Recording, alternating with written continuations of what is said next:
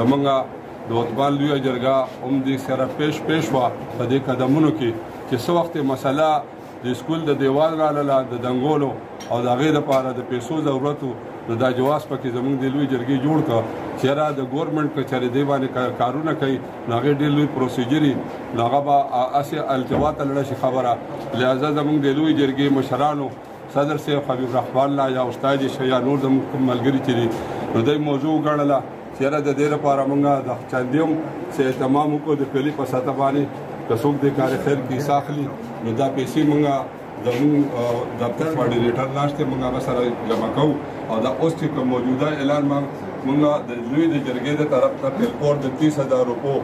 کړی دی د سکول دپاره د امداد دپاره چې دا دیوال وشي دا پیسې زه پرنسپل صاحب ته ورکوم چې هغې دا قبول کړي باقي مانده چې نورو پیسې سوره زموږ کوارډینیټر څخه جمع کېږي وخت په وخت به چې کوم دی هغه موږ د پرنسپل صاحب ته رارسو او چې څه وخت موږ موضوع وګڼو چې یاره دا مقدار موږ د پیسو دوره حد ته ورسېده نو موږ به په دې باندې بیا کار شروع کړو خپله بیا نګراني کوو او خپله به ورسره هم کشران ړنګ وو منډه تړه به ورسره وو چې یاره موږ ته په اسانتیا باندې او په ارزانتیا باندې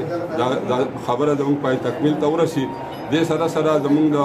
لوی جرګې د قومي لوی جرګې طرف نه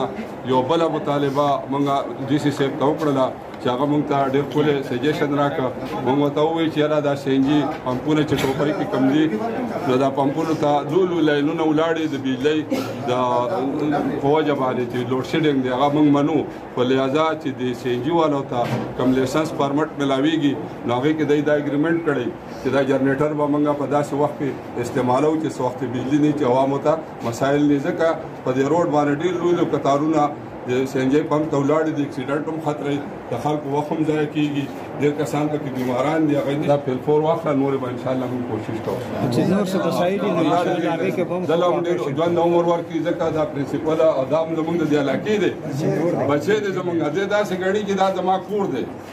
نو دی د خپل کور حفاظت چې کوي نو دا زموږ سره ایمانداري کوي ډېر زیات مشکور ما چې هغه سکول ته راغله اے سی صاحب د ډي سي صاحب د هغې هم ډېر زیات مشکور ما او ما سره په هغې کې دی تعاون وکړو 30,000 روپۍ عثمان لوی جرګې چې کوم دی د واړو دپاره راکړې او پرویز خان له د بیټرۍ دغه وکړو نن زه ډېر زیات ملامت وم چې 30,000 روپۍ راله اعلان وکړو چې نن زما مې د ټوپۍ خواږه او میلمانه ما ته د یو پکي د لاد ناسو او د دې پکي دا جو زما سابقه پرنسپل چې کوم دی نو دا بیټرۍ هغه د کوره راوړی او یو پی ایس په ربي صاحب موږ دوه درې په خپل جیب باندې واغسته نو د نن ډیر زیات ملامت وم چې ماته د ډي سي اي سي او د ما د خواږه مشران د ټول عثمان هغه ماته د یو پکې د لاندناتو د بجلی لوډ شیډینګ دغه د حکومت مسلې دي خو ما د ټول مشرانو ته وویل چې د ما د وړو دپاره د سولر سیسټم کو نه کېږي نو چې د دفتر او د حال نو دغه د لوی جرګې پروګرام دغه د اي سي پروګرام دغه د ډي سي پروګرام نو چې تاسو ته پکې خو کم سے کم چلی کو نو سہولت نه شم راکول ځکه چې د اجتماعي منډه نه وای